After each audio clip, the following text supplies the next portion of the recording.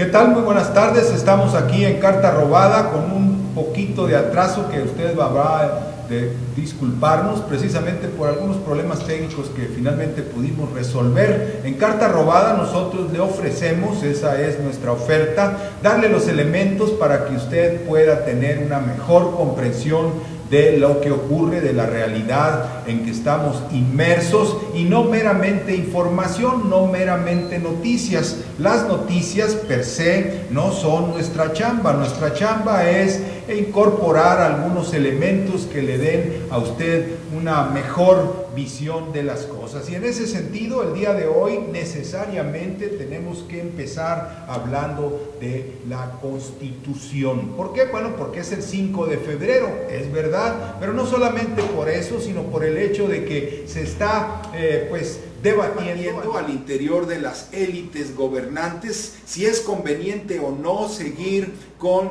la soberanía que marca o que exige, digámoslo así, la Constitución mexicana, o si es tiempo de adaptarnos a la globalización y decirle bye bye a la soberanía nacional, a todo lo que viene estipulado en la Constitución. Hoy hablará Enrique Peña Nieto en Querétaro, va a cumplir con uno de esos rituales institucionales de hablar en Querétaro sobre la Constitución el mero 5 de febrero. Vamos a ver qué dice, porque pues no son compatibles, ¿verdad?, las concepciones de la globalización y la Constitución de México. Le decía que vamos a hablar de eso, vamos a hablar del caso del pobrecito Mariano Rajoy. Seguramente usted ha puesto un poco de atención a lo que pasa ya en España, pero déjeme decirle, no nada más lo observe, no nada más se fije en lo que está ocurriendo allá, sino que tome en cuenta usted el hecho de que lo que le está pasando a Mariano Rajoy como gobierno o a su gobierno le puede pasar en este momento a cualquier otro gobierno en el planeta. Y no solamente allá en Europa o no solamente en España, sino incluso aquí dentro de México. Ese camino que Mariano Rajoy está siguiendo es el que desafortunadamente está siguiendo el gobierno aquí en México también, y el de Francia, y el de Italia, y el de los Estados Unidos, y la mayoría de los gobiernos, sobre todo en Occidente, o más bien en Occidente, en el área de la cuenca del Atlántico. Vamos a hablarle de eso también, por supuesto. ¿Por qué no? ¿Verdad? Vamos a hablar de Pemex, de lo que ha ocurrido, de lo que informó la Procuraduría General de la República ayer. Y bueno, pues nosotros vamos a hacer muy respetuosamente un planteamiento al gobierno federal, que abra una investigación hacia la Secretaría de Hacienda, de los últimos 3 o 4 secretarios de Hacienda, que sean investigados, porque fueron ellos los que sometieron a Pemex, usted sabe, a la austeridad financiera, usted sabe, a negar los suficientes recursos para el mantenimiento de la planta, el cuidado de los edificios, y parece que todo eso hizo crisis. Entonces los culpables no más o no son nada más los que explotaron aquella chispa, ¿verdad?, que pudo haber detonado una explosión de gas, sino el hecho de que Pemex ha sido sacrificado, se le han negado sus derechos fundamentales, vamos a decirlo así. Uno de ellos es el de los recursos para el mantenimiento. Le vamos a hablar de todo esto, por supuesto, para que pues usted pueda ayudarse, ¿verdad?, junto con nosotros a entender mejor lo que ocurre en este país. Así que con esos asuntos vamos a regresar después de estos mensajes.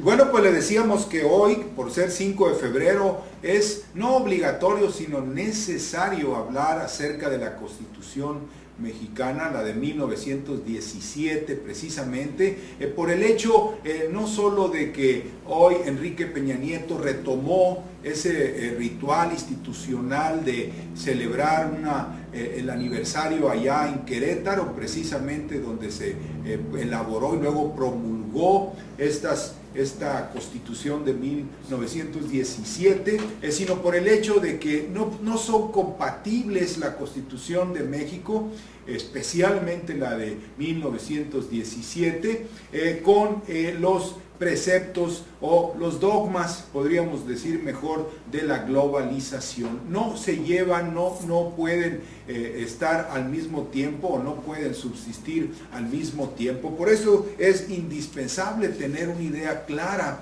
de lo que es o lo que representó la Constitución de 1917, y el mejor autor para explicarnos esto es Andrés Molina Enríquez, en un texto de por allá de esas fechas, 1917, que se llama así, precisamente El espíritu de la Constitución de 1917, que es un artículo muy importante. ¿Por qué? Porque precisamente, ¿verdad?, siguiendo el método que nosotros recomendamos aquí en Carta Robada, en este programa, el método de Edgar Allan Poe, va en busca del espíritu, del principio que rige a la Constitución de 1917, y déjeme decirle, ese espíritu, ese principio que rescata Molina Enríquez es pura soberanía.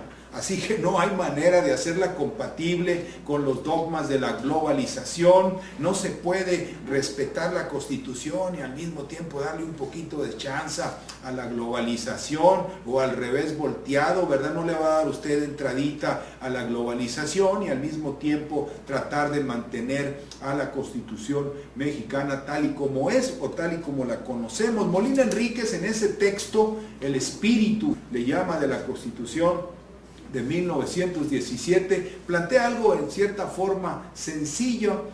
Dice que la Constitución de 1857 sigue siendo la de 1917, que es la misma en la mayor parte de su articulado, solamente que se le cambió el espíritu, dice él, o sea, el principio fundamental que la rige, y es el hecho de que la del 57, la de los tiempos de Juárez y un poco antes, esa Constitución ponía como principio fundamental la libertad individual, el derecho a la propiedad como el punto de partida de todo. Era lo que ordenaba el resto de los artículos, el respeto a la libertad individual y a la propiedad privada o propiedad individual. Era básicamente la Constitución de 1857, una adaptación jurídica, déjeme decirle usted, al régimen o al sistema de las haciendas, de las grandes propiedades de tierra, de territorio, que eran pues la base de la economía exportadora, semiesclavista que tenía nuestro país en aquel tiempo, sin agraviar a los tiempos de ahora, ¿verdad? Porque pues también estamos caminando hacia una forma de semiesclavismo. Pero dice Molina Enríquez, en el constituyente del 17, lo que hicimos es que agarramos la Constitución de 1857, le sacamos el espíritu de la libertad individual, el principio del liberalismo, el que sustentaba el orden de las haciendas, y pusimos otro principio, el principio de que la sociedad o el interés público es superior a los intereses individuales. Volteamos las cosas y metimos como principio el interés nacional, el interés de la sociedad. Por esa razón fue que pudimos elaborar el artículo 27 constitucional, dice, porque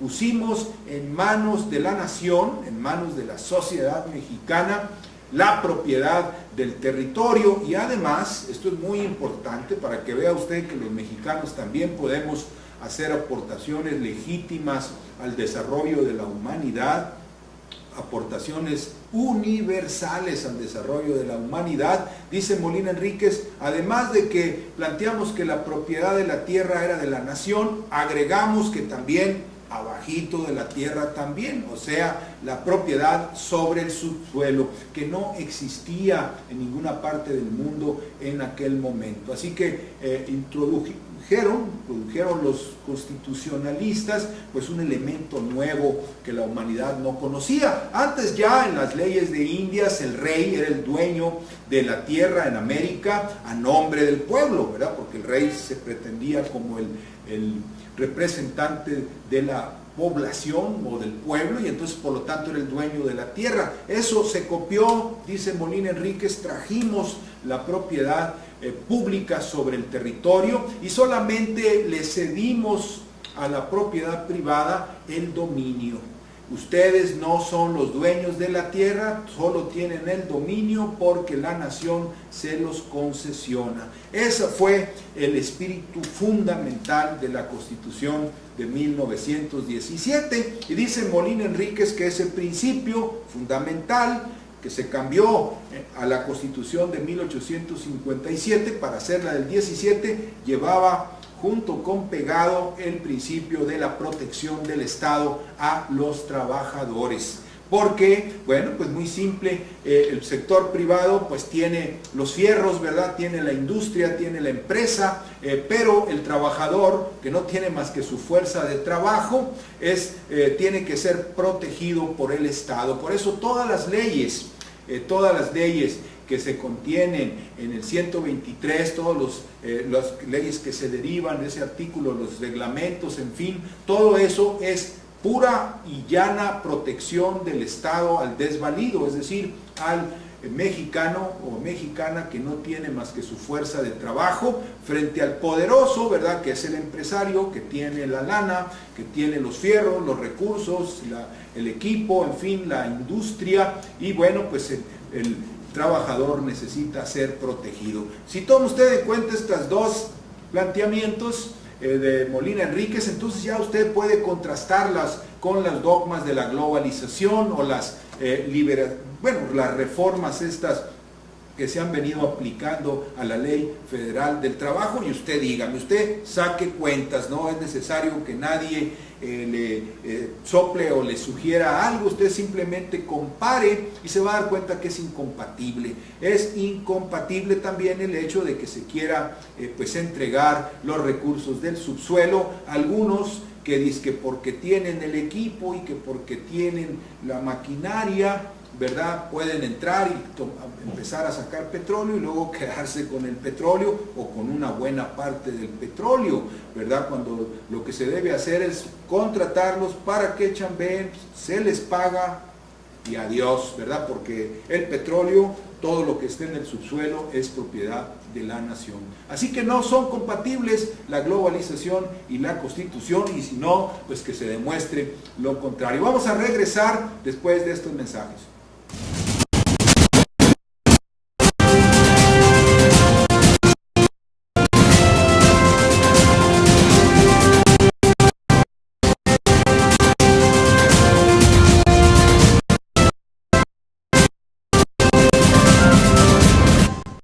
Y bueno, pues vamos también a hablar, por supuesto, aunque sea brevemente ya, sobre lo que declaró el procurador, el informe que presentó el procurador Jesús Murillo Caram acerca de la explosión que hubo en el complejo ahí de edificios que tiene Pemex allá en el Distrito Federal, en la colonia Verónica Ansúrez, si no me equivoco, ahí por Marina Nacional. Usted ya sabe todo de eso, sabe y acerca de todos los detalles, el número de muertos, en fin, los heridos, todo lo que se ha venido reportando. No necesitamos agregarle nada de eso.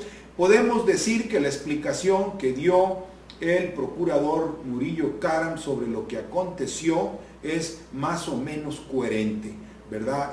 Se sustenta en tanto que pues efectivamente una explosión de gas metano siempre tiene esas características, no hubo fuego, los cuerpos que fueron localizados no estaban desmembrados, que quiere decir que no hubo explosión, digamos, con algún explosivo, valga la redundancia, creado por el hombre. Tampoco hubo un cráter. Usted sabe que las bombas siempre dejan un agujero enorme debajo, tampoco se rompieron los vidrios de los alrededores, en fin, una serie de elementos que comprobarían que efectivamente se trató de una explosión de gas metano, que además es muy posible, según algunos reportajes del periódico Excelsior. Algunos expertos sostienen que toda la capital del país está llena de acumulaciones de gas metano que proviene principalmente de los drenajes y de otras tuberías, que es un gas con muchísima capacidad explosiva, que puede incluso explotar sin necesidad de una chispa.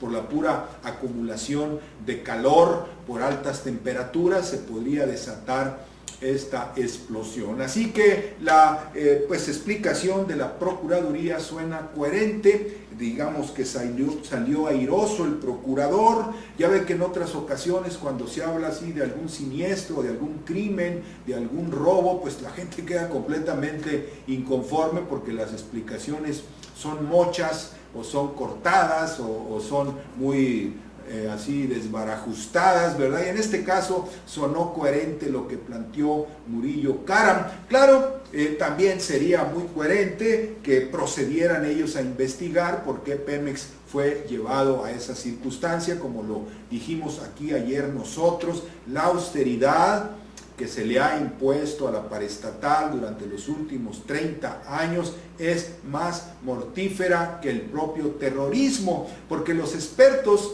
que reconocen que pudo haber habido una explosión de metano están diciendo al mismo tiempo que eso ocurrió por falta de prevención, por falta de mantenimiento. Muy sencillo, hay alarmas, hay sistemas de detección de gases que debería tener el edificio, y según los expertos que consulta el periódico Excelsior, esa alarma que tiene el edificio pues ya tiene como 30 años o más o menos la misma edad que el edificio, que fíjese usted fue construido en 1976, o sea, ya hace un buen de años, y todo lo que esté ahí adentro es de esas mismas fechas, incluyendo el aire acondicionado, incluyendo pues todos los soportes, en fin, todas las columnas, todo lo que tiene el edificio. Así que una remozada nunca se le dio, no se le dio mantenimiento adecuado, y eso tiene un solo responsable. Y ahí es donde debería de ir la PGR, siendo coherente, ¿verdad?, con lo que acaba de decir Murillo Karam, de que la explosión fue causada por gas metano. Además, la contratación de outsourcing, de subcontratistas de esta empresa Copicosa, que mandó trabajadores que se les ocurrió conectarse, como quien dice, un diablito al techo donde estaba un foco, y que eso pudo haber desatado la explosión. Usted sabe, las compañías que hacen outsourcing contratan trabajadores, les pagan mal y no los califican, al menos no tienen el nivel de calificación que tiene cualquier trabajador de Pemex, especializado, ya con muchos años de trabajo. Así que todas esas fallas que se pudieran haber encontrado en Pemex tienen una causa común: la austeridad impuesta por la Secretaría de Hacienda. Todos conocemos los nombres de los secretarios de Hacienda de los últimos años. No, quizá Videgaray, que acaba de entrar, ¿verdad?, apenas va para los 2 meses, pero todos los anteriores hicieron lo mismo con Pemex. Siempre escamotearon los recursos, siempre mantuvieron a Pemex sometido al sacrificio financiero, y bueno, de ahí se derivó este problema, ¿verdad?, de la falta de mantenimiento, de la falta de modernización de los equipos. Y bueno, pues de ahí también se deriva coherentemente, así como la explicación del procurador sobre la explosión, de ahí se deriva la misma explosión. Así que sería bueno que se procediera a investigar a la Secretaría de Hacienda en qué medida sus políticas de austeridad causaron lo causado. Vamos a regresar, ahora sí, hablándoles del triste caso de Mariano Rajoy. Es importante, no lo queremos mencionar solo como cultura general, sino porque él está atravesando por un proceso por el que todos los gobiernos del mundo, bueno, la mayoría de los gobiernos del mundo acá en Occidente pueden atravesar bien pronto, incluyendo al gobierno de México. Regresamos con eso después de estos mensajes.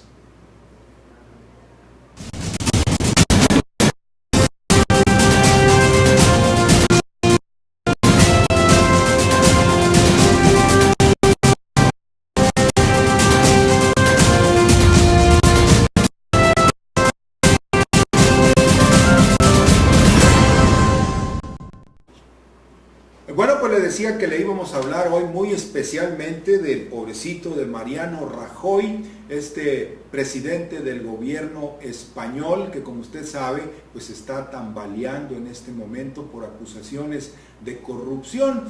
Usted sabe que las acusaciones de corrupción, pues en realidad solo significa que alguien o alguienes están tratando de dañar a un político, porque pues la mayor parte de los políticos, ¿verdad? Pues sobre todo en España, pues hacen sus tranzas, ¿verdad? Acusar a los políticos del Partido Popular de recibir dinero de las empresas de la construcción allá en España, de estar metidos, ¿verdad? Con el boom de la burbuja, pues, de los bienes raíces de todos los 2005, 2006, 2007, cuando creían que era una burbuja que iba a ser infinita. Pues es muy normal para un partido como el Partido Popular Español. Finalmente pues están vinculados a los banqueros, al sector privado, en fin, son defensores de la libre empresa, son políticos de derecha. No es más que normal el hecho de que pues algunas empresas los patrocinen. El problema es cuando alguien te saca eso y eso indica que te quieren tumbar, ¿verdad? Así que la pregunta es, ¿por qué quieren tumbar a Mariano Rajoy en este momento? ¿O por qué podrían querer tumbar a cualquier gobierno en cualquier parte del mundo en este momento? Incluso sus propios compañeros de partido o sus anteriormente amigos. Y es muy sencillo, Mariano Rajoy no cumplió la chamba, ¿verdad? A él se le dio la chamba de aplicar reformas estructurales violentas sobre la población de española y sobre la nación en su conjunto. Las reformas, fíjese usted, que les está exigiendo a Mariano Rajoy la Troika, o sea, el Banco Central Europeo, la Unión Europea y el Fondo Monetario Internacional, son reformas o medidas que más o menos le están exigiendo a todos los gobiernos del mundo, incluyendo al de México. Por ejemplo, la reforma laboral, que aquí ya pasó, bueno, Rajoy se la echó el año pasado. Luego viene la privatización de todo lo que se pueda, de todo lo que se mueva, ¿verdad? Casi de todo lo que se mueva. Le ordenaron a Rajoy que privatizara 2.260 y tantas empresas estatales, eso solo a nivel regional. También, por supuesto, le exigen que rescate a los bancos, que cree lo que le llaman allá el banco malo, ¿verdad? Que concentre todos los bancos, todas las pérdidas de los bancos en un solo banco y que el Estado sea el que apoquine con eso, que pague, ¿verdad? Y bueno, el caso es que eran 71 medidas que solamente cumplió como con 40. Le dijeron, vas a aplicar 60 al fin del último trimestre del año pasado y empezando enero, y entre enero y marzo vas a aplicar las otras que te faltan. Y no caminó el asunto. Entonces Mariano Rajoy quedó entre dos fuegos, ¿verdad? Por un lado la presión de la Troika, las exigencias de la Troika, y por el otro lado el descontento de la población. Va a haber movilizaciones otra vez el 23 de febrero, se unificó toda la oposición, van directo en contra de la banca, denuncian que la banca y la deuda son la causa de la tragedia de España. Además, pues ya usted sabe, hay gente que protesta de otro modo.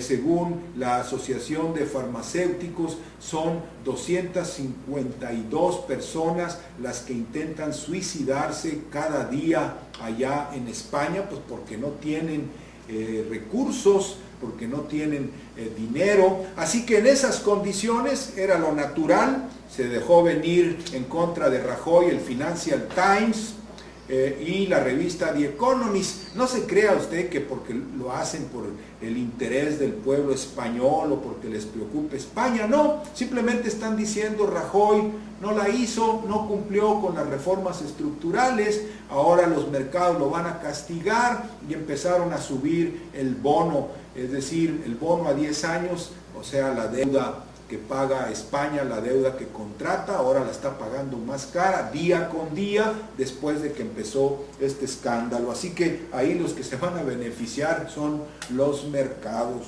Usted sabe, estos forajidos que operan y que nadie los puede cuestionar. Y eso es lo que le está pasando a Rajoy. Intentó cumplir con Dios y con el diablo, no pudo, por supuesto, porque no se puede. La población lo odia, la población quiere que se caiga. Además, fíjese usted de que lo que está diciendo el Financial Times y The Economist es que debe entrar alguien que sí se atreva con mano dura a imponer lo que Rajoy no ha querido imponer o no ha podido, lo que se ha quedado empantanado, dicen ellos, en el Congreso, porque no se le deja pasar a esas 71 reformas que le exigieron. Las pensiones, imagínense, le pidieron a Rajoy que pues las redujera, que le dijera a los jubilados, ¿sabes qué? Pues te vas a ir con solamente la mitad de lo que esperabas. Todo eso que pues naturalmente está llevando a la población española al descontento o al suicidio abiertamente, en algunos casos que pues ya se los hemos reportado y lo reportamos también aquí en elregio.com. Según la revista EIR, esta revista norteamericana, quienes estarían detrás del movimiento contra Rajoy son principalmente una mujer llamada Esperanza Izaguirre, que viene siendo la dirigente del Partido Popular en Madrid, junto con José María Aznar. Usted lo recuerda a José María Aznar, que había sido también jefe de gobierno antes de Zapatero. José María Aznar estaba aquí dando clases en el Tecnológico de Monterrey. Él daba un diplomado muy especial, ¿verdad? Que decía más o menos así: diplomado, ¿cómo ser gacho y que no te duela la conciencia? Eso es lo que enseñaba aquí José María Aznar en el Tecnológico de Monterrey, cuando estuvo por una temporada corta, afortunadamente, pero de ese tipo de gentes es Aznar. Y bueno, la señora Izaguirre pues es de la nobleza, de la gente de sangre azul, ¿verdad?, que viene desde antes del franquismo, las familias nobles españolas, nobles.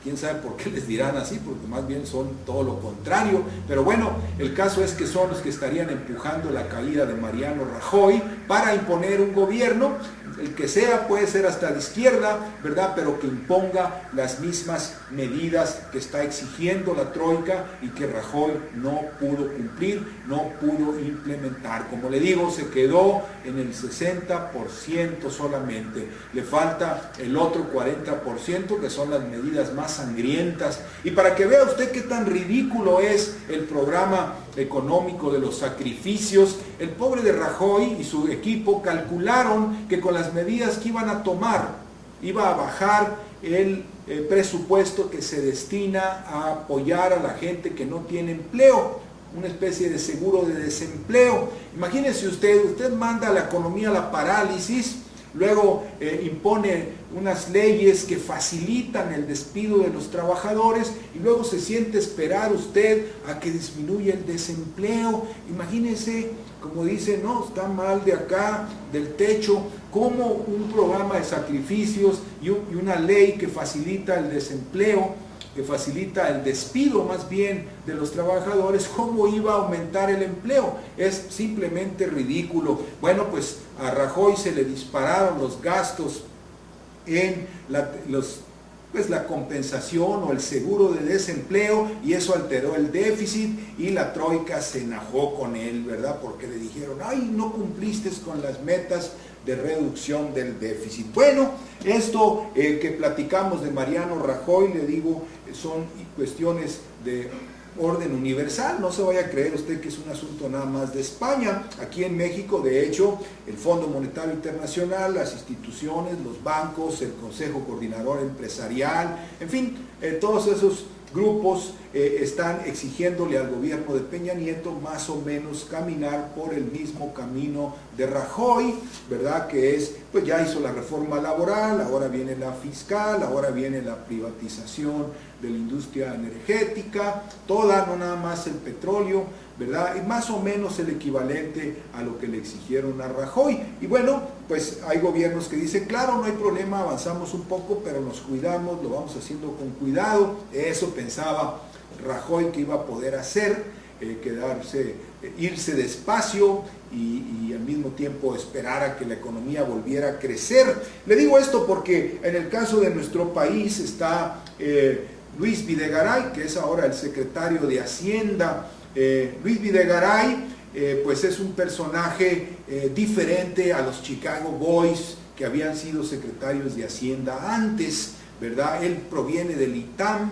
Entonces, lo del ITAM, los que estudiaron en ese instituto, pues se supone que son como los Chicago Boys, pero más listos, porque ya ve cómo son los Chicago Boys, ¿verdad? Usted conoció a Francisco Gil Díaz, cuando les da por aplicar austeridad y luego dicen que la austeridad va a conducir al crecimiento y luego aplican sacrificios y esperan que la gente empiece a mejorar, ¿verdad? Entonces, se supone que los del ITAM son un poquitín más listos, aunque Gil Díaz pues también venía del ITAM, pero pues ya traía el veneno de la Universidad de Chicago, como Agustín Carstens, el gobernador del Banco de México, que también, ¿verdad?, viene de Chicago. En fin, son los del ITAM un poquito más listos y suponen que pueden manejar el programa de sacrificios, que lo pueden ir llevando. Dicen ellos que finalmente la cuestión de la estabilidad macroeconómica solamente es un instrumento,